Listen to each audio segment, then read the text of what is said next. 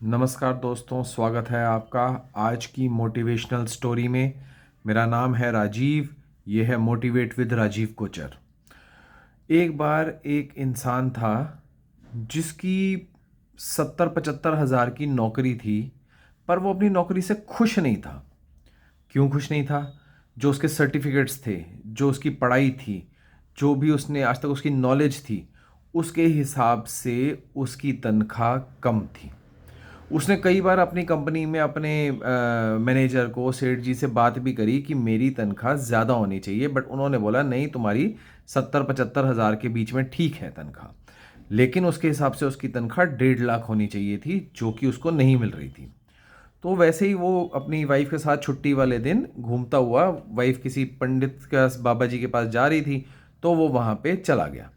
वहाँ जाके उसने बाबा जी को बोला, बात जब उसकी बारी आई तो उसने बोला कि मैं इस चीज़ से ना खुश चल रहा हूँ कि मेरे को जो मैं चाहता हूँ, जितनी मेरी जो मेरी मेरे हिसाब से मेरी वर्थ है, उस हिसाब से मुझे पैसे नहीं मिलते हैं। मैं क्या करूँ? तो बाबा जी ने मुस्कुरा के उसके हाथ में एक छोटा सा पत्थर रख दिया और उसको बोला, जाओ इसकी ना कीमत लगवा के आना, इसको बेच कर मत आना, सिर्फ कीमत लगवा के आना और शाम को आना मेरे पास।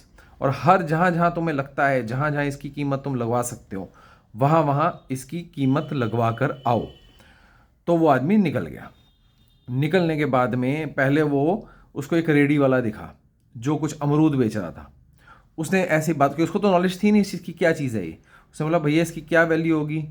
उसने देखा, ठीक ठाक छोटा सा पत्थर था। उसने बोला कि चमक भी नहीं थी पत्थर में। उसने बोला, ये आप एक काम करो, मैं तो बट्टे के तरीके यूज़ कर लूँगा, आप एक काम करो, ये 4 अमरूद ले लो, मेरे को दे दो। ये कीमत लगवा ली। फिर थोड़ा आगे चला गया, किसी किराने वाले के पास गया कि भाई साहब इसकी क्या कीमत होगी? उसने बोला कि बहुत ज़्यादा कीमत नहीं होगी, ये लो तुम 200 रुपये ले लो और ये मुझे दे दो। वहाँ से कीमत लगवाई। थोड़ा सा आगे चला गया, एक छोटी सी दुकान थी जौहरी की, उसको दिखाया। उसने बोला, भैया एक काम करो, तुम 10,000 रुपये ले लो और ये मुझे दे दो। तो उसको लगा कि कुछ तो बात है, कि बल्कि इसकी कीमत तो बढ़ गई है, तो बल्कि ये तो बल्कि गलत कह रहे थे, वो जो अमरूद दे रहा था और उसके लिए वो मुझे 200 रुपये दे रहा था, या तो 10,000 रुपये मिल रहे हैं। फिर वो थोड़ा बड़ी दुकान, जो शोरूम टाइप का जो जौहरी होता है, उसके पास गया।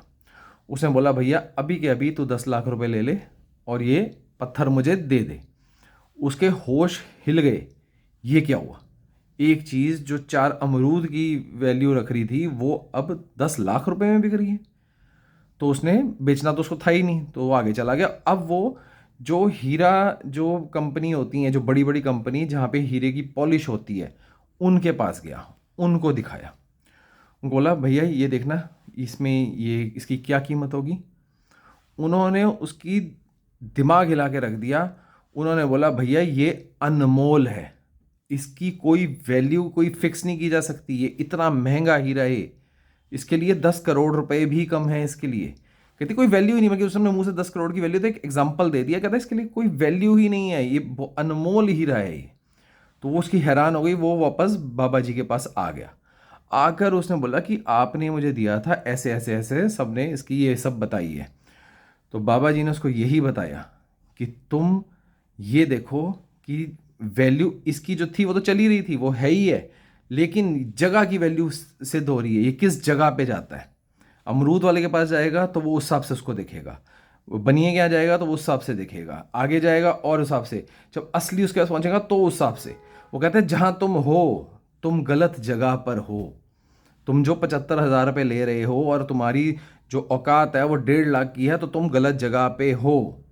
सही जगह पे होगे, तुम्हारी सही वैल्यू होगी, तुम्हारी सही वैल्यू की जाएगी, सही लोग तुम्हारी वैल्यू करेंगे।